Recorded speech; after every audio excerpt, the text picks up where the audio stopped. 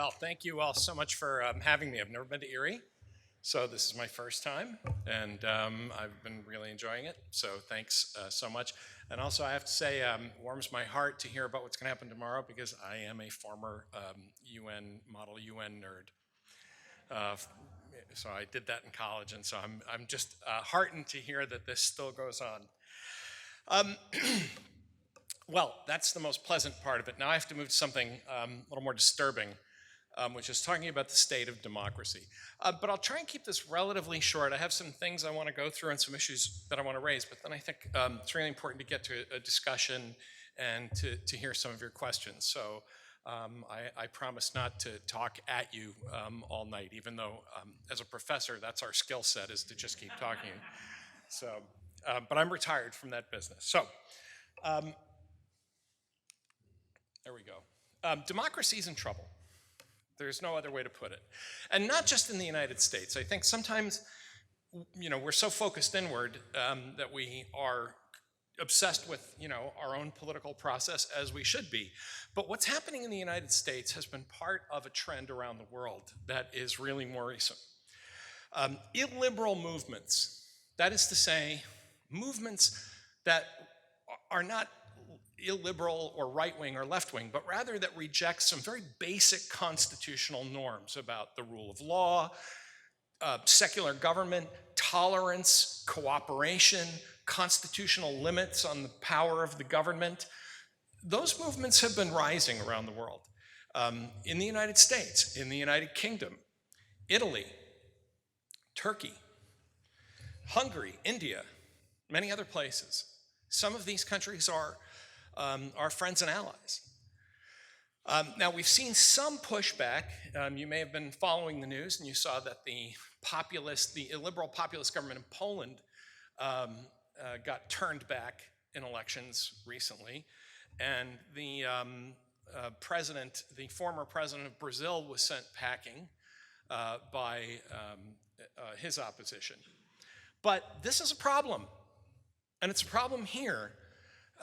As well as around the world, where citizens are rejecting these basic ideas about how we should all live together, how we should all get along with each other, and basically saying, if I can't get my way, then I have no use for democracy. And that my goal in public life, these citizens would say, is simply to end the participation of other people that I just don't like and whose ideas I want to defeat and vanquish from the public square. In Ukraine, democracy, an imperfect democracy, a new democracy, a young democracy, is under actual military attack by a government that has become basically a neo-fascist government in Russia. And that pains me to say because I have traveled a long road. My initial academic career was as a Russia, and I am old, so old that my initial degree was in Soviet studies. So that tells you how long ago that was. It's like saying I used to study, Siam. But I was very much an optimist after the fall of communism. I argued strongly for avoiding a second Cold War. I argued for back in those days, for at least being a bit slower and a bit more cautious about NATO expansion, about bringing Russia into the Western community of families. None of that's going to happen. And we are facing, I would say, in some ways, a Russia that is less powerful, but in some ways more dangerous than the old Soviet Union. This is something more like a rogue mafia state now. I think we were talking over at the reception, and I said this is something like, the mafia after Gotti, where it's just out of control now, and it's really dangerous. So, why is this happening? One of the reasons I wrote this book, and I started down this road of trying to explain this, is that I was dissatisfied by what I thought were just really pat explanations. Because if you talk to people back in 2015, 2016, particularly about the phenomenon of Trumpism, right? Where suddenly people are saying, look, give me a strong leader. This is my guy. Democracy isn't as important as, my commitment to this person. You got a lot of answers like, well, this is about economics. It's about the forgotten people. It's about globalization. It's about NAFTA. And it turns out that, when I wrote this book, I actually was kind of blocked on finishing it because I tried to take those arguments very seriously, and I kept running into a brick wall. And it's interesting. I wrote this during the pandemic, and I thought, well, I'll have nothing to do but write. That'll be the, it turns out when you're locked in a room with nothing to do but write, you don't write. So I kept plowing through this literature to say, why is this happening? And it turns out that the people that are showing these, most inclined toward these illiberal views are not the youngest or the poorest or the dispossessed. They're not out-of-work factory workers. There just aren't that many of those anymore. What was really surprising about this is that both with the Trump phenomenon in the United States, Brexit in the UK, with the five-star movement and the populist authoritarianism that has now produced I don't know what to call the government in Italy. They don't like the word fascist, so I'll say very right-wing government in Italy. This was actually a very middle-class phenomenon. That these were actually reasonably well-off people who were just expressing this kind of vague dissatisfaction with everything. And so I decided to ask why that is. What is this about? Because it was simply too easy an answer to say, well, this is happening because there are lots of unemployed young people. In this country, younger people are actually much more committed to democracy and liberal, small L, liberal ideals than their grandparents are. My generation is the problem. And that really struck me as well, because you reach a certain age and you say, well, we're the old and the wise, and we're the people that stabilize the ship, and it turns out that we're the problem, mostly. So I decided to look a little more into this. I came up with an answer that I think a lot of folks might bristle at, but the underlying driver of all of this is narcissism. And that is a global epidemic. Strange writing that during a pandemic, but that there is a global epidemic of narcissism. And this isn't just an impression. Social psychologists, for example, have been following generations of people and asking them questions like, do you think it's more important to take care of yourself or other people, your community, and so on. And they were the ones who rang the bell about this. They were the ones who sounded the alarm 20 years ago. Said, we in the United States, but even in other countries, becoming much more narcissistic, much more inward-looking, much more about ourselves and about our own priorities rather than community.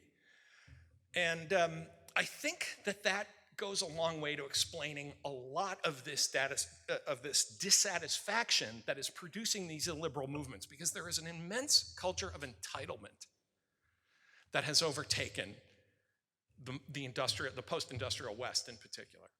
And I'll talk about why that is in a moment, but there's also let me just nod to one issue that is a demographic issue, which is, here in the United States in particular, immense racial anxiety. We are facing a situation where the dominant group in this country, white Christians, are not going to be the majority soon. And when historians and political scientists say soon, we mean in decades. We don't mean tomorrow. But people are feeling that kind of anxiety, that the world is changing, my neighbors don't look like me anymore, in my hometown, I'm from, even though I worked for John Hines, a great man who I still miss all these many years later, I'm actually from Western Massachusetts, which is why, I'm from Western Massachusetts, which is why I can pronounce the letter R. But in my hometown, for example, all the Catholic churches have been replaced by storefront Hispanic churches. And guys I grew up with say, see, this is the world's, this makes me anxious. The world's changing. But there's also an aging population seized by nostalgia. And I want to talk about nostalgia for a moment because it is related to this problem of narcissism. How many times have you heard people say, look at the Trump slogan, "Make America Great Again." When was that? Every time somebody says to me, when this country was better, and I say, whoa. When was that? Now, Ronald Reagan ran in 1980 saying, "We're going to make America great again." And I always point out to people, that was my first election, that if you had lived through the 70s, you understood that term.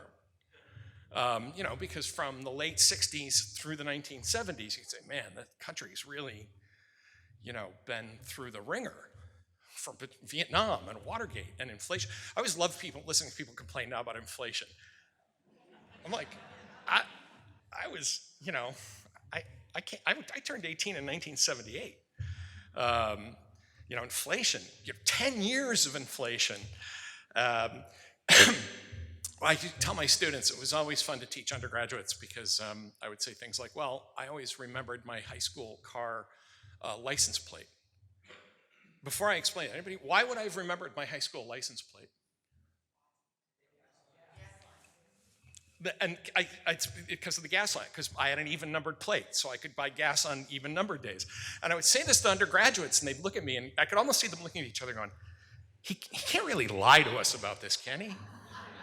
I mean, that can't be true, but he's a professor. He can't just outright lie. And I think there is this problem, not just in the United States, but for example, in Russia. Now, first time I went to the Soviet Union, I was 22. It was 1983. It was a bad time. And yet I have encountered people over the years saying, those were good days. And I remember talking to a Russian about this in the late 90s, and I said, well, except for freedom, and and he said, we were free enough. Now, you're finding that in a lot of places where people say, someone from my hometown who's a little older than I am said, I don't know, Tom, I remember the early 1960s and they were great. And I said, you weren't black, you weren't a woman, you weren't gay, you weren't being, the early 1960s, so you weren't being drafted yet. You were driving up and down Memorial Drive, which was our strip, and going to the A&W, and you were having the time of your life because you were, 17. People ask me what I remember about the 60s, and I always say, because I was born in 1960, kids say, oh, I grew up in the 60s, that must have been awesome. I'm like, no air conditioning. That's what I remember. My wife and I are exactly the same age, and every time this comes up, and I look at her and I say air conditioning, and she goes, oh, because we had those old-fashioned parents, oh, the air conditioning's for rich people, we don't do that. And I was like pleading with my father, just one day, but air conditioning, oxygen tents. I've tried to explain to people what an oxygen tent is. Again, they kind of look at me like, who would do that? That's really dangerous. Aren't those dangerous? And I say, yes, especially when your doctor smoked. Remember that? My dad had a heart attack in 1974, and his cardiologist had a pack of cigarettes in his, and I thought, even at 14, I was like, this can't be right.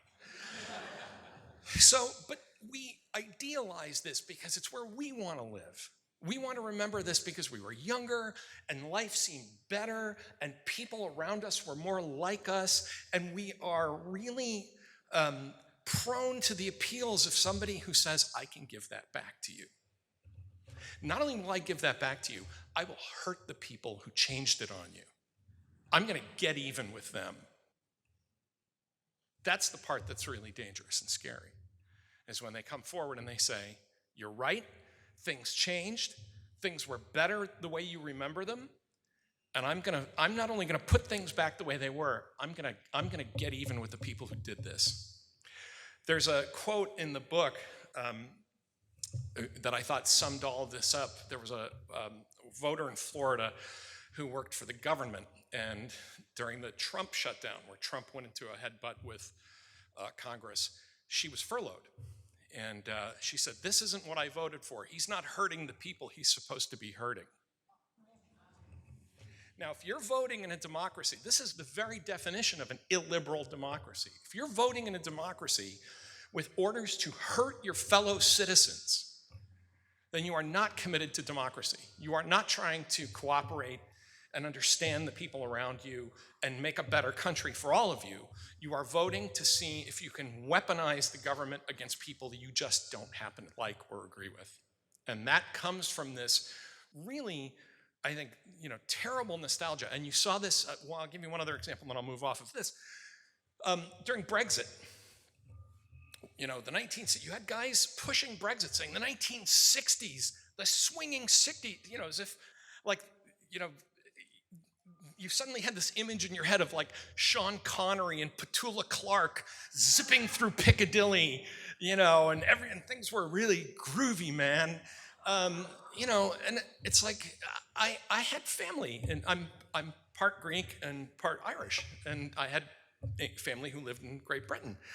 And, what they remember are coal mines and short life expectancies and, dilapidated housing stock. And, they don't remember the 60s in Britain fondly at all because it wasn't like that. That's how it was in the movies, but that's bait to people saying, if only we get out of the European Union. I didn't really have, by nature, I'm a conservative. I don't like big government bureaucracies. I was skeptical about the European Union. Being part Greek, I knew who the problems were going to be in the European Union, with the Greek budget. I remember my father talking to our Greek family relatives and saying, mathematically, this cannot work because the drachma is not the Deutschmark, and this is all going to go bad, and of course it all did. But the idea that pulling out of the European Union would make all the immigrants go home, and you would have people, milkmen delivering your milk, and 2 channels on the BBC, and everything would be quiet and back to the way it was. And that, I think, was really destructive. Today, by the way, if you take polls in Britain, regret over Brexit is now about 60-40. This is what happens when you do something by a national plebiscite on a one-night bender, and you wake up the next morning with a whopping hangover. Kind of the opposite of a Las Vegas wedding. You wake up the next morning with a divorce that you can't really undo. Why is this happening? Where does this entitlement come from? Oddly enough, and this is all going to sound very counterintuitive, it's because things are so good. Now, this really, just hear me out. No one brought Rotten Tomatoes, so let me get through this, because I know it's when I say, for example, peace, prosperity, affluence. We do live in a time of peace. I'm sorry, but I realize that the instant answer to that is, we were in Afghanistan, and we went to Iraq, and, we have troops deployed all over the place. When I grew up, people were being drafted, being sent to Vietnam by the hundreds of thousands. What we've done, and I deplore this, I taught military officers for 25 years. We have outsourced our national security and defense obligations to volunteers. We fought 2 wars, and our lives didn't change one bit. And that's not good. If you're sending people overseas to fight and to be involved in wars, maybe your taxes should go up. Maybe you should have to think about being drafted. Maybe there are sacrifices you should have to make. But as a popular expression in the military went at the time, America's not at war, we're at war. America's at the mall. The rest of us lived in a time of peace. And in the book, I talk about this. When I grew up, I have one daughter, adopted in Russia, strangely enough. And when I grew up, Vietnam was omnipresent. By the time I was about 13, which was 1973, I just thought I was going to get drafted. That was it. And my father, very hardcore guy who, finally turned down a deferment to serve in World War II, said, if you get drafted, you're going. So I said, well, wow, this was like a defining fact of my life. And every night, all of us, I can see in this room, most of us are of an age where we remember every single night on television was the body count, the war, the battles. My daughter, by comparison, has grown up in a world where Afghanistan and Iraq and foreign entanglement almost non-existent in her world. As one political scientist said, you would have to use an electron microscope to find the influence of Afghanistan in any congressional elections over the past 20 years. We said, okay, go take care of it, and we kind of rubbed it out of our life. So I will make the argument that we do live in a time of peace and without a Cold War. And I think that matters because I think the Cold War made us a more serious country. Now, I don't want it back. I was one of those kids who grew up with nightmares about nuclear war. I certainly don't want that back. But it imposed a certain seriousness. It said there is an alternative out there. It is a country and a system that is contesting control of the entire world with you Americans. And if you lose, it is an existential loss. It is the loss of your way of life. It is slavery. It is being subjugated to an enemy power. And so that enforced a certain amount of bipartisanship. It enforced a certain amount of seriousness in our discussions.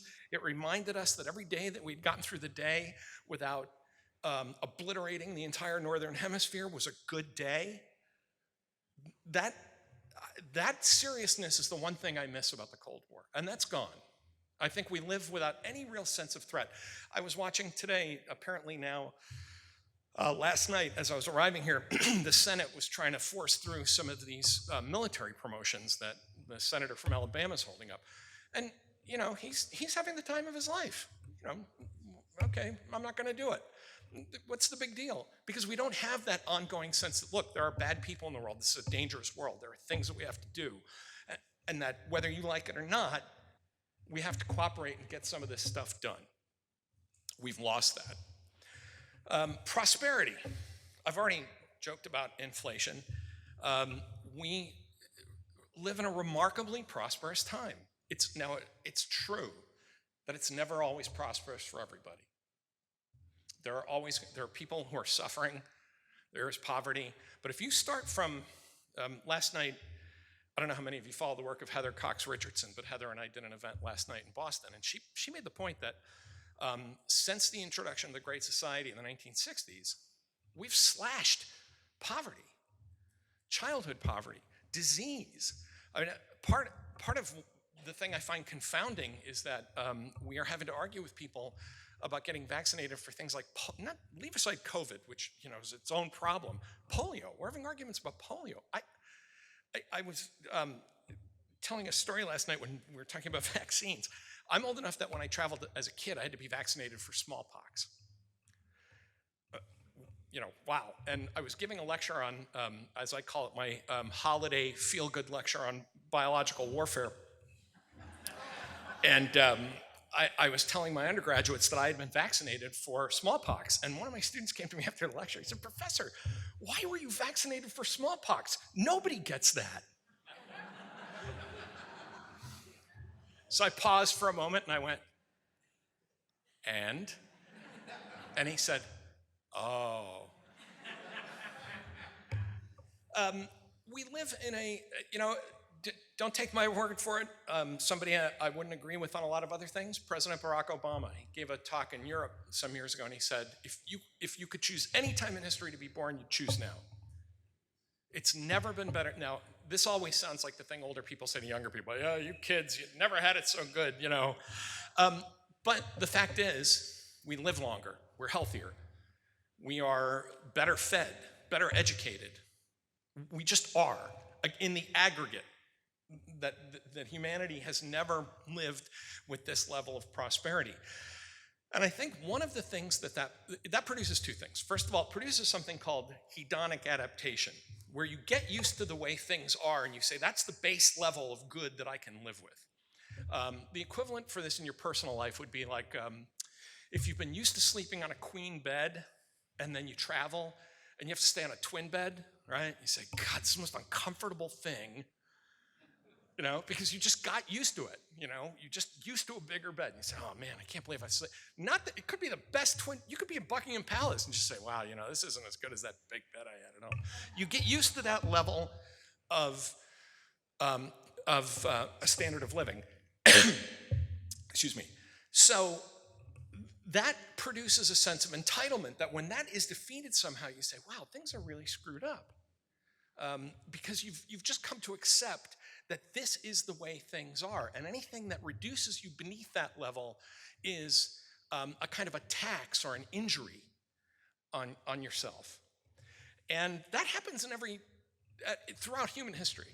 I mean, that is not unique to us. But I think what's happened is that we have improved living standards so fast, so high and so fast, that we almost can't quite process that. My dad passed away about 10 years ago, and he said, it's really remarkable. I lived from the Model T to the space shuttle. And that's cool, but a lot of things in his life didn't change that much over the course of, say, 30 or 40 years. I think about what I've seen change from the time that I was in my 20s to now being in my 60s, and I think it's remarkable. It's almost disconcerting. I mean, I can't leave the house without patting my pocket. Used to be, I was a smoker, I'm sorry. You pat your pocket for your cigarettes. Now, I can't leave the house, pat my pocket without this. And if I don't have it, I feel anxious. And God forbid if the Wi-Fi goes down or the cell, what is this, communism? I was flying here on a commuter jet, and they said, we don't have any Wi-Fi today. And you could see people around going.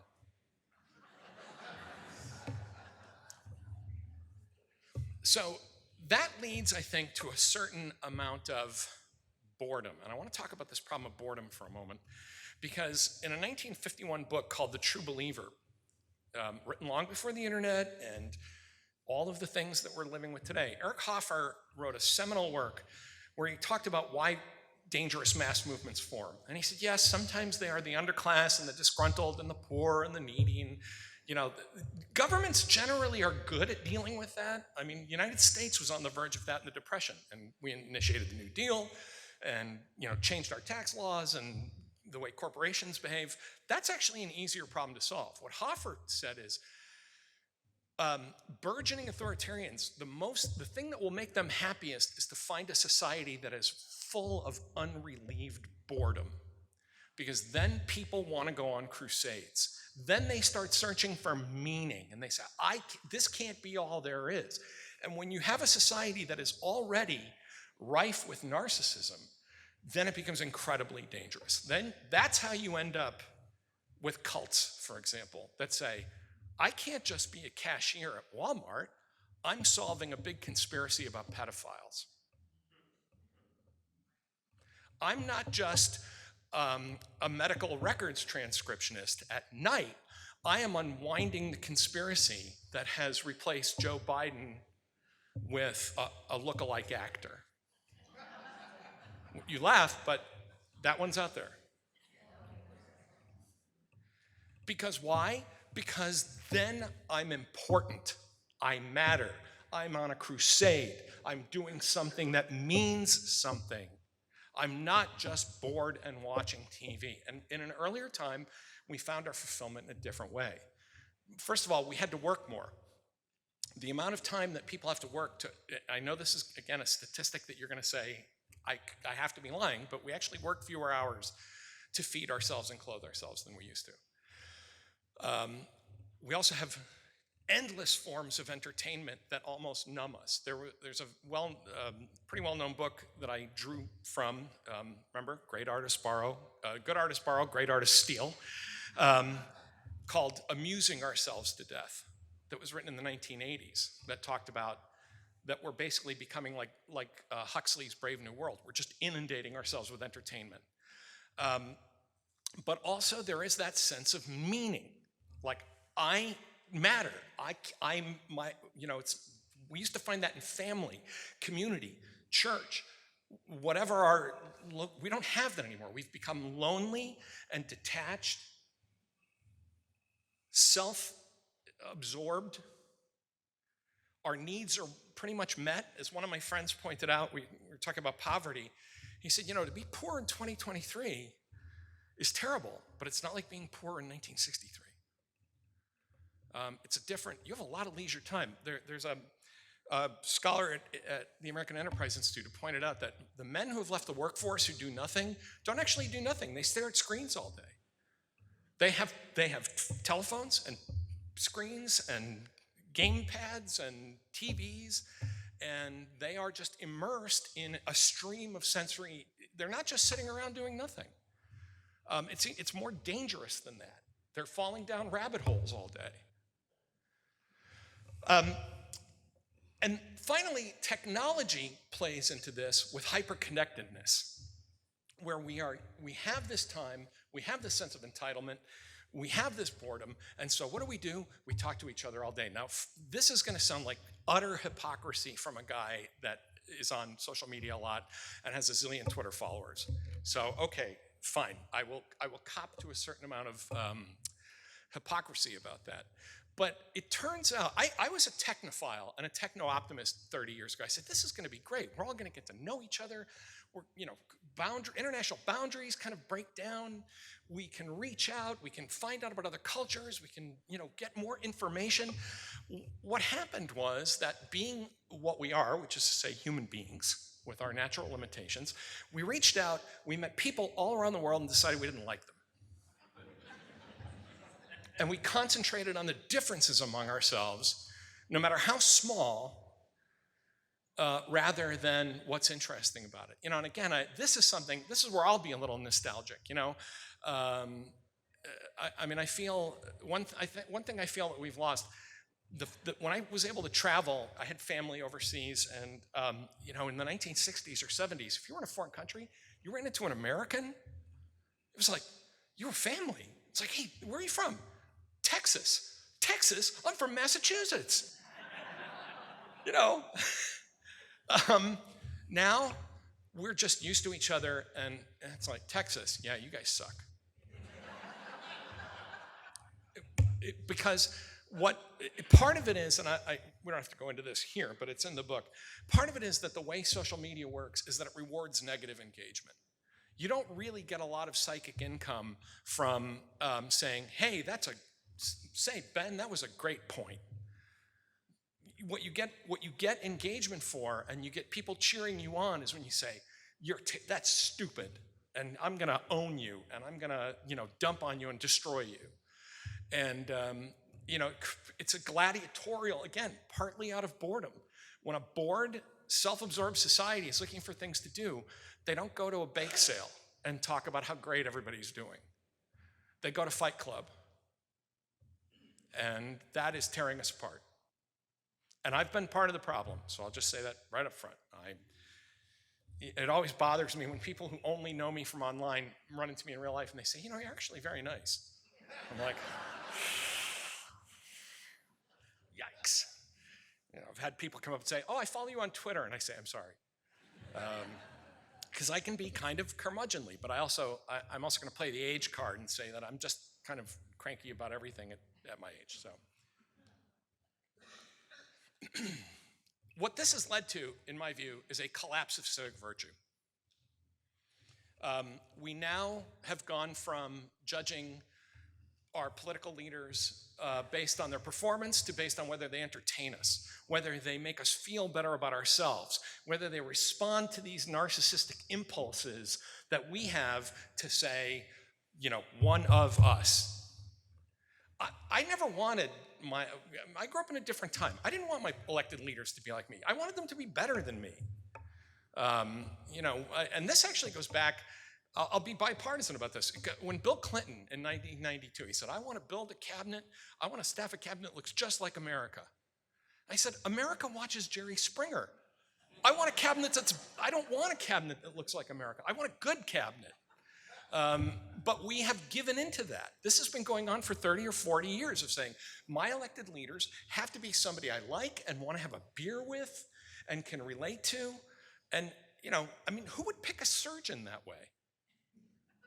Right? You'd say, I hear you're the best. I need this valve replacement. I hear you're the best, but you're kind of cold. We don't do that. We do this with politics. And this was pioneered in the United States by that early Clinton, George Bush, 43, the kind of aw shucks approach. Berlusconi in Italy. I'm just like you. I have sex parties.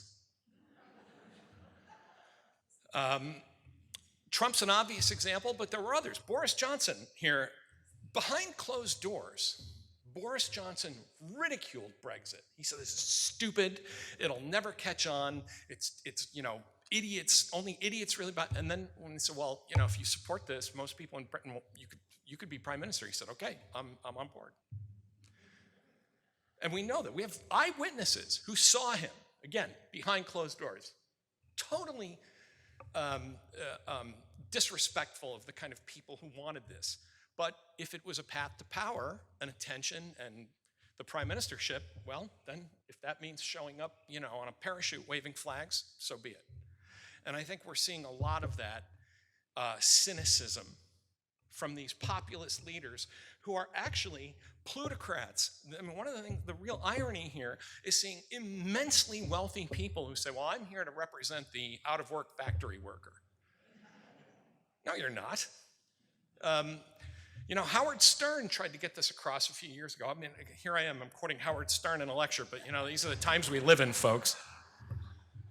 Howard Stern, who said, Trump's voters don't understand how much he hates them. He wouldn't be around them, he doesn't like them, he doesn't want to be around them, he doesn't want to be a part of this. And I think you're fine. Berlusconi. Italy, the Five-Star Movement, which was supposedly a populist movement, started by a comedian, by the way, literally like a famous Italian comedian, since passed away, whose first big event was to organize a thing in Bologna that he called, in Italian, translated to F-U Day. Let's all go out and yell, F you at the government. And he became part of the governing coalition. But that was backed by an extremely wealthy guy who had some beefs with the Italian government. And this is a really dangerous thing, because when very intelligent people can figure out that, if I just dangle this red meat in front of people and say, no, I'm on your side. One of the things that struck me from the 2016 election was a focus group in New Hampshire, where a guy in rural New Hampshire said, I'm voting for Trump. He's just like us. Now, I taught at Dartmouth all these, I thought, I knew people in New Hampshire. I said, he's not, no matter what other disagreements we have, Donald Trump is nothing like you. Nothing like a person who lives in rural New Hampshire. Not in the same universe. But that has become the new bar, the new standard. I have to feel like he understands me, because it's about me. It's not about the country. It's not about what's best for all of us. It's about how I feel by supporting this politician. And that, as I think where we are now, shows that it leads to nowhere. There's a bored, angry middle class out there that says, is this all there is? Why aren't I more respected? This is why there's an educational gap in the voting, by the way. People have looked at that gap of Trump voters and non-college Trump voters and college-educated anti-Trump voters, and they think that represents an obvious economic dislocation.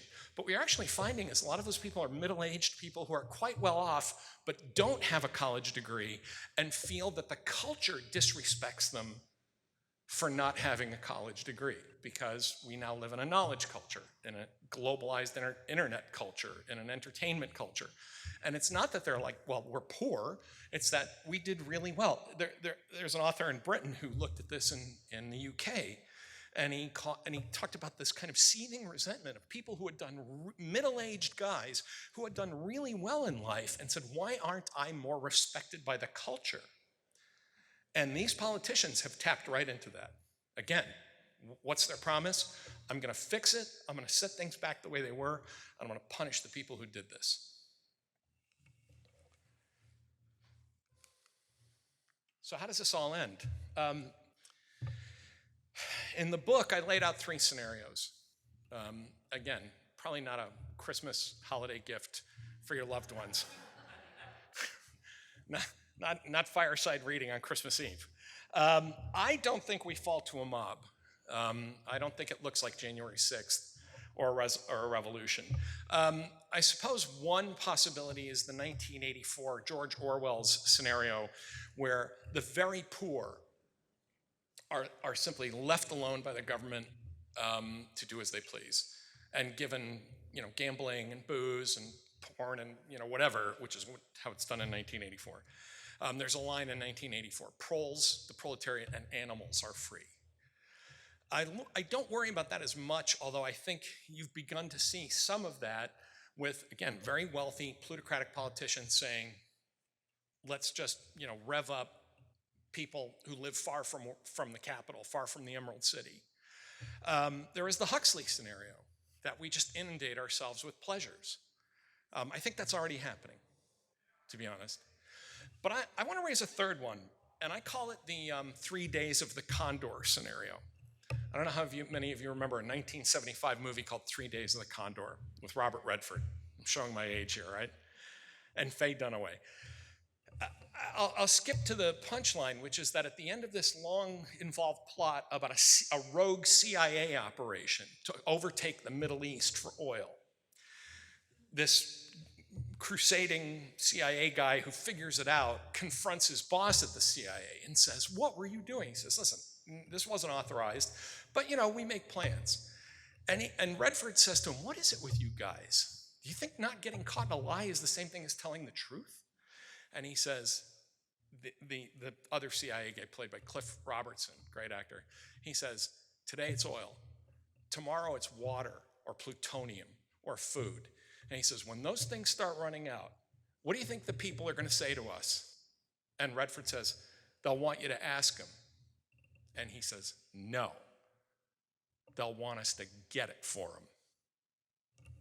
When people's houses start going dark and their cars won't start, when people have never known hunger, get a little worried, he says they're just going to tell us to get it for them. This is the thing I worry about more than anything, a technocratic bargain between the experts, the people I defend in a whole other book, saying, okay, if it keeps the social peace, just tell us what you want, and we'll get it for you. And let's not think too much about democracy. And please don't ask us how we're doing any of this. You go on with your lives, your houses will be warm, you have jobs, you have fast food joints, whatever you want. But stay away from politics. That's what really scares me. And that dovetails into that whole, Huxley approach of, and by the way, life will be good. There will be pleasures, plenty of, luxuries and entertainment. To be a citizen of democracy requires sacrifice, and it requires some work. And it requires putting up with things you don't like.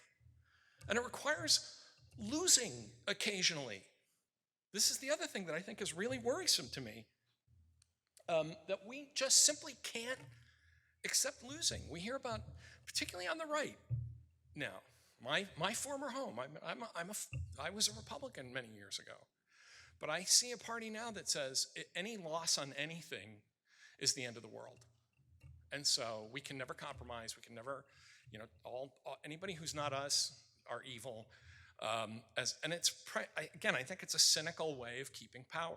It's a way of keeping people afraid and saying, if you don't support us, the people that you hate will win.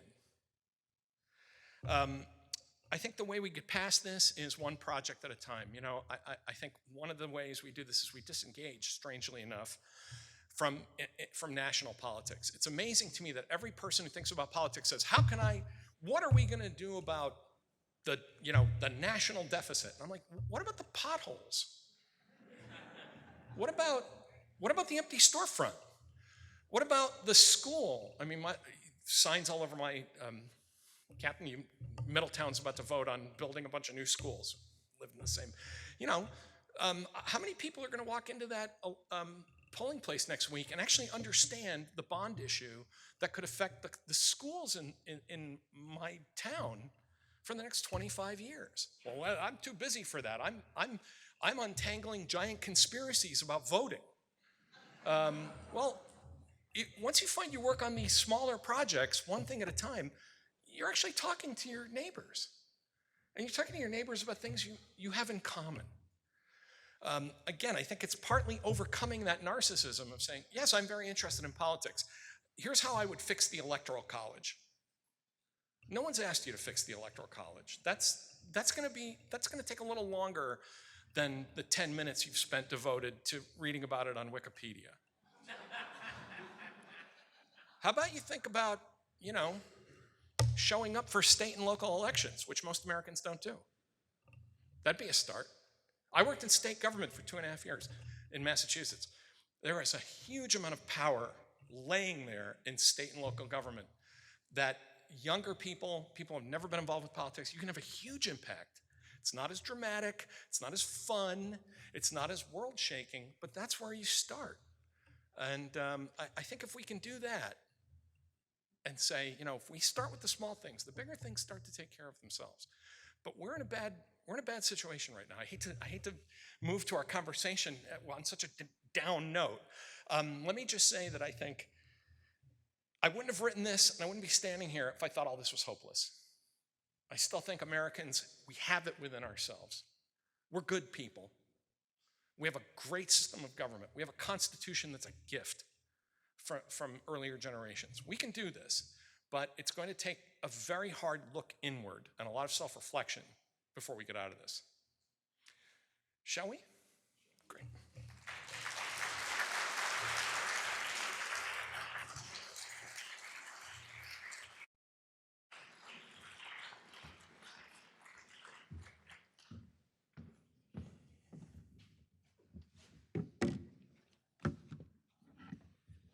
All right, folks, how about one more round of applause for Mr. Tom Nichols?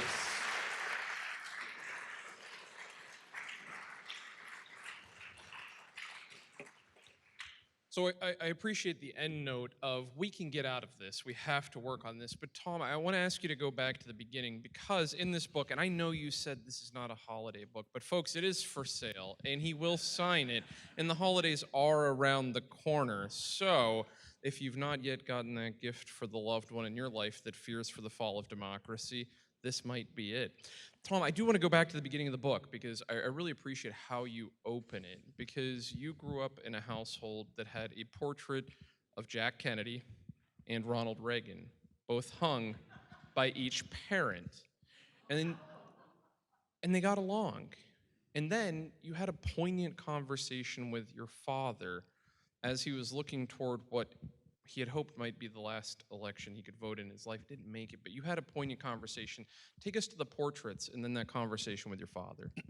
Well, my mother, my parents were not educated people, but they were very intelligent, civically engaged people, and great readers. My mother was the youngest of 11, do I need to add, in an Irish Catholic family. And, Jack Kennedy, first Irish Catholic president. I mean, it just, when you talk to my mother, she knew, oh yeah, he was a scalawag and a cheater and terrible, but it's like, but he was Jack, and that's just how it was. And we had this beautiful drawing of Jack Kennedy. Now my dad, my parents are the kind of Republicans who were Democrats and would have told you sometime in the late 60s, probably after about 1968, right? To say, we didn't leave the Democratic Party, it left us, it became, it's no longer the party of the working man and so on. But my father, who probably started voting Republican a little earlier than my mom, nonetheless, you couldn't say a bad word about FDR.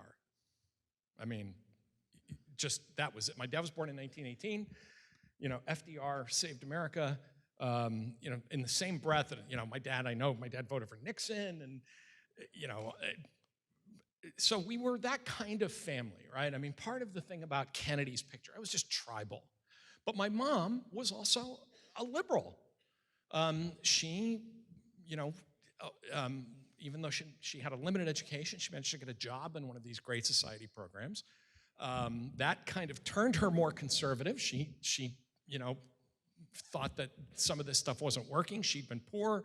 She had some doubts about it, but she still felt a connection to the Great Society and to Jack Kennedy before it and Camelot and all of that stuff. My dad didn't put up the picture of Reagan until Reagan was out of office and dying of Alzheimer's. And I think he put it up because he felt he liked Reagan, voted for him, but I think he also felt a kinship. As an old guy, seeing Ronald Reagan, I think, putting out that very poignant letter saying, I'm now leaving the public stage, I'm in the twilight of my life, it's over. And that's when I noticed the picture of Reagan went up in my dad's little office cubbyhole. So my dad, in particular, my mom died in 1999, but my dad was Archie Bunker. He was a racist. I mean, he just had these really he would drop racial epithets and tell these jokes, and I grew up with all of that. He just was that kind of guy, and yet he was so civic-minded that when he never said this stuff about Barack Obama, even when he was running. He actually thought well of Obama, didn't vote for him, and certainly when he was president, in our house, the president was the president. I mean, that was it, and until he wasn't the president, you could criticize him, but there were limits. So I was with him in assisted living just before the 2012 election. And of course, Mitt Romney is running against Obama, and he was our governor. And we liked him, he was a good governor of Massachusetts, and we were Republicans, and of course, but I said, Dad, I don't think he's going to, I said, this is going up against the charismatic juggernaut of the second term Obama. And I said, Dad, I don't think he's going to make it. And my father quietly said, they're both good men. We're going to be fine. Now, I started the book with that story because I thought if somebody like my dad, who grew up with a lot of really backwards racial views, who, used to call my mom a bleeding heart liberal, never took down the picture of Jack, though, even after she died. The picture stayed there right to the end. I said, Dad, still, he said, well, your mother liked him, But at the end, I think he understood that his time was coming. He was near the end of his life. And he was a man who was a rational man. He was amenable to evidence. He had lived under Barack Obama for 4 years. It wasn't his choice. He'd voted for McCain, but when it came to it, he said, these are both good. They're good men. And of course, in my father's world, for a man of his era and his age, to say another guy was a good man, that was like saying he's a stand-up guy. And he just wasn't worried about it. And I thought, if my father could do that, anybody can do it. We can get there. I hate this apocalyptic tone we take, although I will say that I think the 2024 election is apocalyptic. I mean, this is the one time where it's time we start talking that way. But I don't remember as a kid people saying, Bob Dole wins this thing, we're doomed. No, it's just silly. And I think it numbed us to the realization that there could be a time. I will just put it on the table and say that I think that the 2024 election is the make or break point for American democracy. So I'm so glad to hear that, because I feel like the last 2 presidential elections I've lived through have been the most important presidential elections of my lifetime. And they just all keep are coming. Right. Yeah. And they just keep coming. Tom, how do we get back to, I don't want to call it a boring election and downplay it, but an election where we are looking at candidates that it's not such stark contrasts of, I'm voting for this person because I'm not voting for that person. How do we get back there? What Ben's talking about is what political scientists call negative partisanship. Negative partisanship rules everything now. Why am I voting for the Democrat? Because he's not a Republican. Why am I voting for the Republican? Because he's not a Democrat. I will just say, even though I was a Republican, I split my ticket all the time. My first job in politics at the State House was working for a Polish Catholic Democrat, somebody that would be kind of politician would be, here in Erie, you would totally understand, a kind of, Democrat, but a Catholic background, working class city. And then I worked for John Hines, a wealthy Episcopalian Republican. I would like us to get back to arguing about policy. I would like nothing better than to come here and say, what's got me really mad? Marginal tax rates. But we don't do that anymore. I think the way we get back to that is that we have to survive the 2024 election because, and this is not a paid political announcement, this is my personal view, we have a person running for office who has basically said, I will trash the Constitution. And if we can't agree among ourselves as Americans to keep someone away from the Oval Office who is promising to trash the Constitution, then we've failed the test of democracy. Not Donald Trump, not Joe Biden, not anybody else. That's on us. And that's on us to have a conversation among ourselves, say, look, there are policies I don't like, there are things I want, things I don't want. That's voting, that's democracy. But if somebody is running specifically to say, I will imprison my enemies, I will, General Milley should get the death penalty. Judges don't, I will replace, today, I'll put this judge in Florida, I'll put her on the Supreme Court. She ruled in my favor today. I'm going to put her on the Supreme Court. If we can't agree about that, then we're done. Then even this election won't matter. So I think after this, we have to sit down and say, look, I disagree with you, but you're not my enemy. And, you can win an election, I can win an election, it's going to go back and forth. Maybe part of being older, I hope, is the thing that we should have been saying to younger generations, which is, we're going to pass this torch back and forth to each other over and over again. That's how democracy works. But I think to get to that, we have to survive the year that's coming. And I think part of that is tuning in next week. There's another debate happening. Is there, in your estimation, I know it's early up, but is there, in your estimation, any likelihood that it's not Biden and Trump in the election? There is a primary debate amongst candidates. Anybody viable on stage? I don't like the equivalence drawn between, well, nobody wants Biden or Trump. Okay, Joe Biden, he's old. He's 80 years old. That's about I think, other than that, he's running on a pretty good record, but simply saying, well, he's old, to me, isn't the same thing as saying, so therefore, I want to vote for the guy who's going to burn the Constitution, who's only 3 years younger. Donald Trump is 77. Joe Biden rides bikes. Donald Trump eats Big Macs.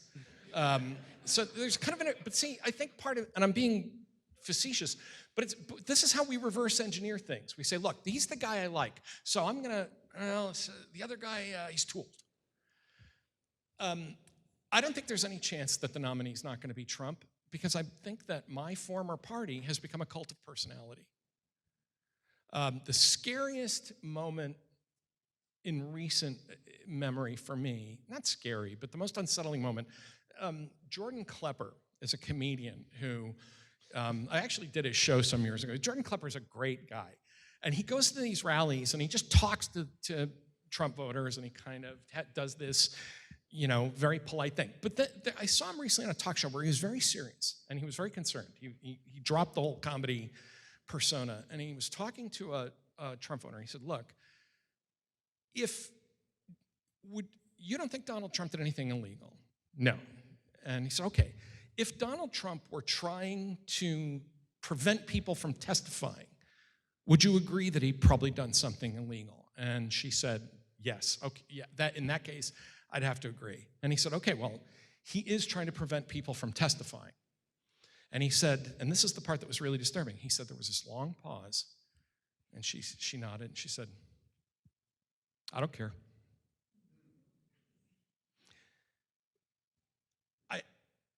I think that's why he's going to be the nominee, and I think that's why democracy's in trouble. Because what a voter like that is saying is, look, I don't care. I'm literally saying, I don't care. This is what I want. He makes you angry. He's going to punish you. He's going to hurt you. Remember, he said, I am your vengeance. Now, I'm sorry, in a democracy, you don't run saying, I am your vengeance. And by the way, I have pushed back really hard on the people who use the term fascism, because fascism, especially people in this room who've had any experience with Europe know what fascism looks like. So I'm not going to say that's fascism, but it is authoritarianism. It's the language of the caudillo, as a Latin American dictator famously said in the 1930s. And this, you could just as easily hear this coming up Donald Trump. For my friends, everything. For my enemies, the law. We can't afford that, but I think that's where we're going to be. We're going to have a guy who's kind of old and a guy who's almost as old who is completely committed to anti-democratic illiberalism. And I think that we talked about this with Peter Baker, the chief White House correspondent for the New York Times, about, well, yes, there's the Biden's age, but there's also, right now he looks good with experience. The Foreign Relations Committee in the Senate, vice president, that really is handling, it's a critical time right now for Israel. How does that play out to you, his experience? Do we see that differently? He's running on four. I mean, this is where I start to, again, kind of squirm, because remember, I spent a lot of, I was working for a Republican in the Senate when Joe Biden was in the Senate. So, I worked on the other side of enemy lines. I sat on the other bench. But he's running on a record. And I honestly think if Joe Biden were, 60, we wouldn't be having this conversation. When I've asked people, I said, what is it about, and again, and I'm bringing this up not to defend Joe Biden, but to show how tribal we've become about this, to say, well, what is it you've really got against Biden? Why do you think he shouldn't? Well, inflation. Okay, again, having lived through the 70s, I kind of grit my teeth and I say, okay, but inflation now is like 3.5% and coming down. Now it's getting down to the twos again, 2.7. Oh, I don't know, Ukraine, what's going wrong in Ukraine? Well, they just start fanning through things to say these are all going bad. And one thing we found in political research, if you take things that one candidate says and stick them on another candidate, people will change their mind. Like during the 2016 election, you could say to people, what do you think about this tax? This is Donald Trump's tax plan. What do you think about this? And there was actually in my previous book on expertise, a great moment. The guy says, well, I like that tax plan. Well, that's Hillary Clinton's tax plan. And then the guy says, kind of exasperated, well, I guess I'm for Hillary Clinton then, I don't know. Because this is a common thing in politics everywhere. People take their cues from the people they already like. And they find reasons they reverse engineer the reasons to support them. So in some ways, I'm frustrated by this conversation about Trump versus Biden, because if Biden were running against a normal center-right Republican, yeah, we could argue about, well, has he handled the Israeli situation as well as Bob Dole could, or, but instead it's like we have one person who's kind of dealing with the Israeli situation and another guy who's like this Roman candle of weirdness, at rallies saying things that would be career-ending scandals every single day. And it shows you how tribal we've become, that 48% of the public says, that's my guy. And I don't know how to argue with that. I don't know how to talk about policy in a debate with someone like Jordan Klepper's subject who says, okay, I don't care. I don't know how to deal with that. I know how to argue with people about taxes and foreign policy and all that other stuff. I don't know how to deal with somebody who says, you hate him, that's why I like him, and I don't care. Oh, okay, then the conversation's at an end. One of the things you do know how to do is be an educator. You spent years on college campuses. I brought up Israel briefly, but I want to ask for your take on what we're seeing right now is a rise of anti-Semitic events on college campuses. And I want you to speak to that from your experience of being in front of the classroom. What's happening? Why does this matter? And why is it happening on certain college campuses? Some of this is the illiberalism of the privileged left. Remember I was talking about boredom and affluence? It's not, just out of curiosity, how many big marches have you had here at Gannon? Any so far? 0, okay. You're not, these tend to be, at least in my experience, and if you look back all the way to the 1970s, in the first wave. Now, in the 70s, things were a little different because a lot of those kids protesting were going to get drafted. But even on things like nuclear weapons, that was the big one. I was a college kid. It was nuclear energy and nuclear weapons, and kids had very strong opinions about that nuclear weapons were bad, which I agreed with. I do too. But my favorite bumper sticker in Cambridge in those days was, you can't hug a child with nuclear arms. And I don't, well, that's true, isn't it, right?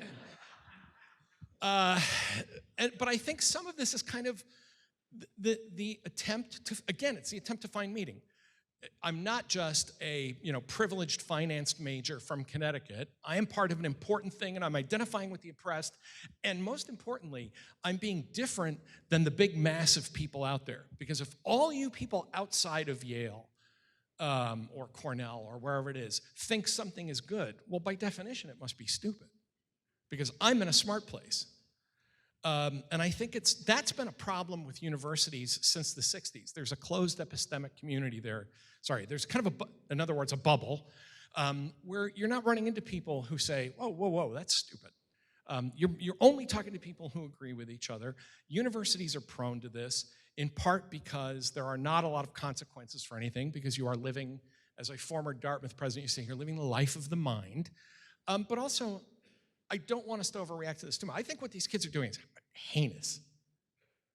I mean, I genuinely think it's heinous. I think they ought to be ashamed of themselves, and I think, I also think this is partly the product of universities for years saying, well, we have to have positions on things. We all have to take a position on things constantly. This is why we're where we are in social media. Something happens, and millions of people rush to social media and say, now, let me explain my thoughts on this, because I exist. And I want you to know this. I get paid to have opinions, to have opinions, and I don't rush them onto social media as quickly as some people. I said one time something happened, and somebody said, Tom, what do you think about this thing? I said, well, I don't know enough about it yet. And the guy on Twitter said to me, you don't know how this works, do you? I'm like, so I think, but I also think some of this, without downplaying it, some of this is just how kids are on some campuses, that it's just, the thing, latching onto the event, and to do it in the most performative way. And what I think I really resent about this, aside from the obvious anti-Semitism and racism involved, is the unseriousness of it. This is the most serious thing in the world. What's happening in Israel, what's happening in Ukraine, these anti-democratic movements around the world, this is the most serious thing in the world. It's not something that you turn into, a weekend show of your intolerance about. And I think, I kind of wish their parents would have a talk with them, but I think it's deplorable. I think it's partly that product of privilege and boredom.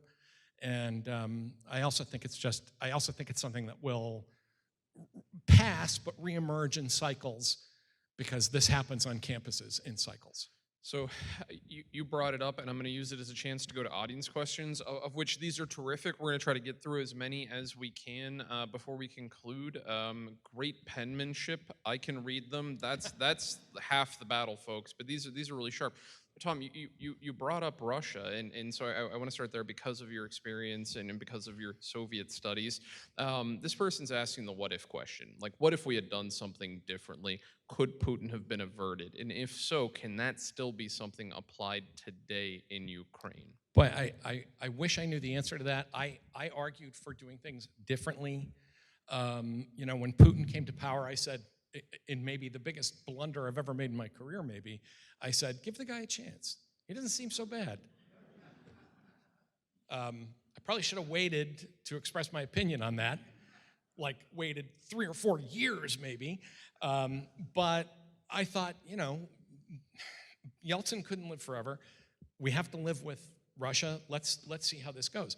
I think the turn came when Putin decided he had to come back into power and stay in power forever.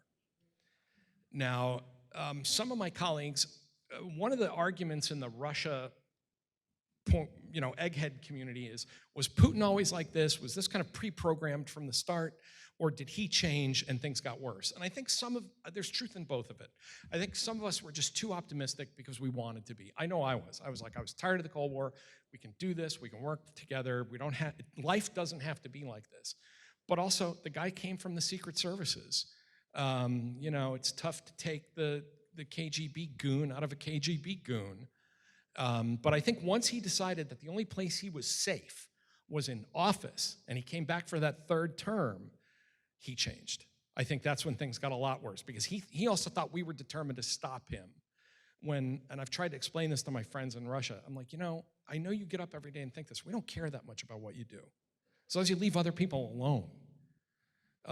But I think pretty much after about 2008, 2009, that there was just nothing we were going to do. There is one other theory, and I'll be real quick because I want to get to these questions, and I'm sorry, I'm so glad you guys are asking questions.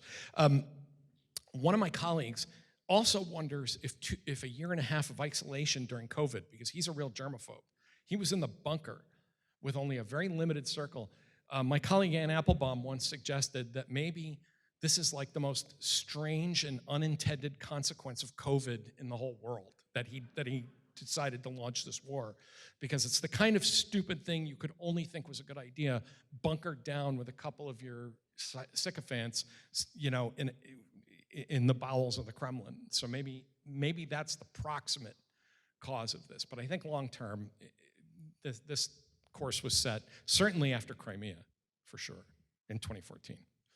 What is the most hopeful thing Ukraine has shown us so far, in your opinion? I think one of the amazing things is that how wrong Putin was about the democratic countries of the West and the rest of the world.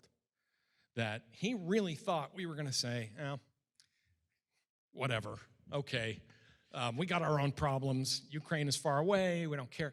And the rest of the world came together, of all people, somebody that I have no affinity for whatsoever these days, but the best statement on this I heard was yesterday from, of all people, Mitch McConnell, who said, they're standing up for their right to exist. One army with our aid is destroying the entire army of one of our biggest enemies using like 1% of our defense budget. And amazingly, how the other countries of the world have come together, even in Europe, because part of the Republican move in Congress, so Europeans aren't doing their fair share. The Europeans have ponied up $80 billion and taken in a lot of refugees. The Europeans are actually doing quite a lot. I think that was the most heartening thing to say. During the Cold War, I used to hang a NATO flag in my office because I'm a big fan of NATO, and I'm an even bigger fan of NATO now because they hung tough, and I got to give Joe Biden credit for this, bringing the Western Alliance together to say, no, you are not just going to roll over a country of 44 million people in the middle of Europe. So I find that very heartening. Tom, you've written that we're seeing many adults behaving as juveniles, more so than adults. You link this behavior to our dysfunctional politics. Can you explain what has happened to the state of American adulting? Wow.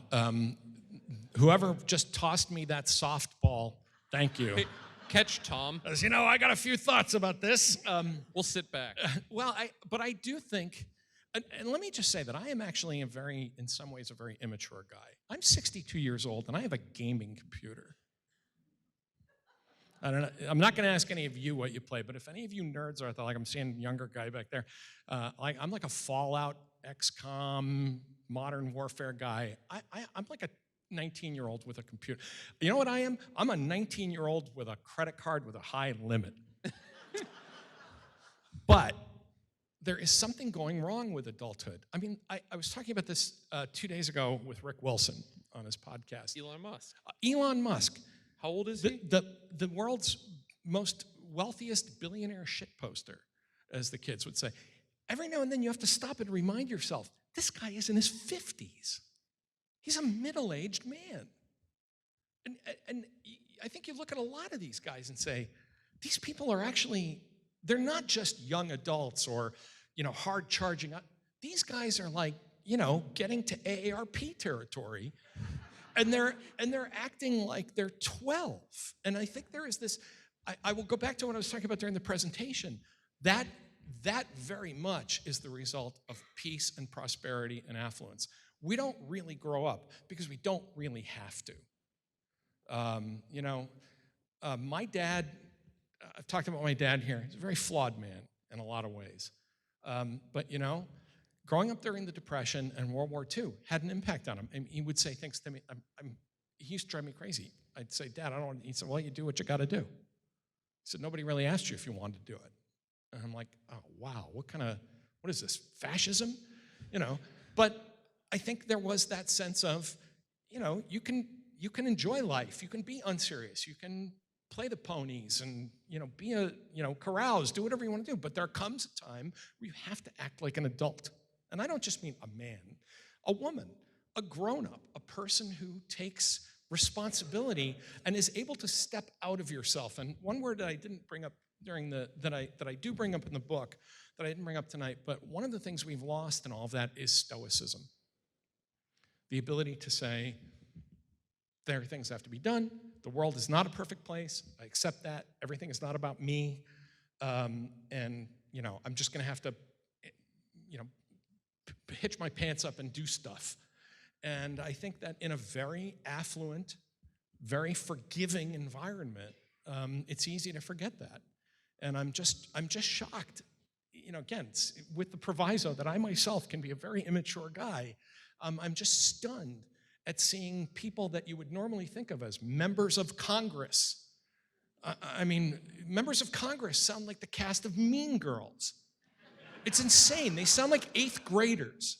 And it's funny to say that, but on the other hand, it's like, oh my God, are these people who are the 435 members of the House and the 100 members of the Senate who have to govern us in a multi-trillion-dollar economy, in a superpower sitting on nuclear, with a massive military and nuclear weapons, and these people are like 8th graders. It's terrifying, and I don't know what to do about that. And I think, one of the people, I know I said I want to shut up and get to your questions, but this is why I found it so refreshing when Mitt Romney just spoke up and said, this is ridiculous. Whatever else you think about Mitt Romney, for once, it sounded like there was an adult in the room. And for that, I am grateful to Senator Romney. So you brought him My up. colleague McKay Coppins wrote the book about him, by the way. There's a plug for McKay's book, but that's where all those revelations came from. McKay spent 2 years with Romney, and I think it was really important that we heard that. You brought him up, so I have to ask you about him, not Mitt Romney, but Elon Musk. Somebody's noticing here, Tom, you didn't pay for the blue check mark on Twitter. Tom, you're still very active on Twitter, but it doesn't seem like that platform's going in the right direction. It's yours for a day. Where do you start? Where do you end? I think the thing that, and I didn't pay for the blue check, a billionaire saying, give me $8 or I'll take away your, okay. This is where I'm an adult and you're not. What I think is the tragedy of Twitter was the global space for breaking news and for information and reliable information, because the blue check was a way of saying, no, the New York Times is really the New York Times. Tom Nichols at The Atlantic is really Tom Nichols at The Atlantic. Dr. Peter Hotez is really Dr. Peter Hotez. That's all gone now. And now it's just, I think the immaturity behind what Musk did is like the kid who just couldn't get picked for softball on the playground, so he bought the playground. And that means that none of the kids have a place to go and communicate and run around and exercise. So day one, what would I do? I don't know. I would probably reinstate the whole trust and I can't remember what that committee was at Twitter, the Trust and Confidence Committee, to say, yes, now it's time to get rid of the Nazis and the bots and the Russian disinformation guys and the Iranians and all that other stuff, and kind of go back to where it was and then fix what was wrong with that version, because the old Twitter it had its problems. But I would, if it were up to me, and at the rate he's destroying the value of Twitter, I might be able to afford to buy it soon. We could probably take up a collection in here and get him out of that jam. But I would like to see it restored as something like a dependable space for people to find news and breaking events, and to just share thoughts without being inundated by trolls and other bad guys. Should we have constitutional reform, and can we do that if nearly half the country would support a candidate who would burn the Constitution? I am a serious opponent of tinkering with the Constitution about this stuff, because if the Constitution works because of agreements we make among ourselves to make it work. Our Constitution, compared to other countries, is actually very short. The founders counted on us to be virtuous people. They didn't think they had to write down every single thing to do in every single instance. James Madison when he was talking about the ratification of the Constitution, and somebody asked if these checks and balances are enough. Madison said, "Is there no virtue among us? If not, then we are in a wretched condition." Basically, what he meant is no checks and balances. And he says this in his address. No checks and balances will work if we're not good people. So why don't we straighten out the problem with ourselves instead of trying to pull the nails out of the Constitution first? Because I don't think that goes anywhere. I think the worst thing that could happen is to be in the situation we are now, in this divided, tribal, sullen, paranoid anger that's captured so much of the country, and then try and rewrite the Constitution. I think that would be a disaster. So, Tom, we're almost out of time. We're actually over some time, and I appreciate you all staying around and now being able to have this conversation. So I'll ask one last audience question, and we'll end there. I'll ask the question, then I'll give some housekeeping, and then I'll come back to that question. But I think it's important because we've heard a lot of different things that we should be concerned about in our future, where we go, the importance of upcoming elections. Can you please tell the audience why we should guard our democracy with every fiber of our being? That's the final question for the night, Tom. I'm going to ask you that in a second, but first I'm going to thank you all for coming. This has been an enlivening conversation and lively and engaging, and that's because of all of you being here in this room with us. Of course, thanks to our sponsors that all make this happen, including tonight's sponsor, Erie Insurance, as well as our host venue site, Gannon University. We do have more events coming up next week. Information at the JES website at jeserie.org. Then, of course, I can't help but again go back to something that our president, Dr. Ferki had mentioned, that it is with heavy hearts that we were at the loss of Reverend Charles Brock, one of our founders. And I think that tonight he's looking down and smiling on us because he was so concerned about his democracy. Just several weeks ago, I had an email from him worrying about what's happening in Bavaria and how we have to continue to have these conversations and do that publicly. Folks, just to share it with you in case you don't see in tomorrow's paper, there are viewings from 1 to 3 and 5 to 7 at the Burton Funeral Home on West 26th Street. There'll be a mass at St. Paul's Cathedral at 10 a.m. on Saturday. So I know he would be honored if any of you would have time to show up or think about him or continue to talk about things like how do we save our democracy, make it stronger, have these kind of conversations. So Tom, back to you, the expert in the room. With every fiber of our being, how do we safeguard democracy? I'll start answering that by a personal story, because it's easy to answer that and say, well, because we're Americans and we care, and patriotism and the flag and 1776 and all that. I think once you've seen a place where you are not free, you will understand why, with every fiber of your being, you will fight to not have that happen. And for me, was my first trip to the Soviet Union in 1983. I was 22, and I was all full of, I voted for Reagan. I'm all about freedom. But I got there, and I suddenly saw what it was like to have people talk to you with fear in their eyes, wanting to talk to you, and talking to you, and behind their eyes you can see, dear God, I hope I don't die because I did this. I was on I could tell you stories all night of the individual places I saw this. I was on a boat in Leningrad, a river boat, just taking a cruise up and down. And this old man, I don't know what made him do it, but he said, funny, we were talking about Jack Kennedy, he said, JFK. Kind of, like this. And his wife went white. And she put her hand over his hands. I'm Orthodox, I'm Greek Orthodox, and I went to the one functioning monastery outside of Moscow at that point, and I saw what a regime like that did to churches, of making people, making priests not show emotion, and intentionally disrupting services and taking pictures, and clearly intimidating anybody that walked in to light a candle. It made me so angry. I had to get out. I started to cry. I was so enraged.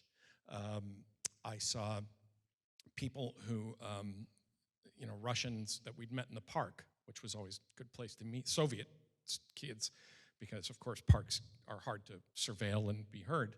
inviting us back to their apartment and saying, my grandfather's in the other room, don't speak English. He grew up during Stalin. He'd be terrified. You know, and having to kind of tiptoe past Grandpa, because if he heard somebody speaking English, he'd be freaked out. I mean, I saw one thing after another like this.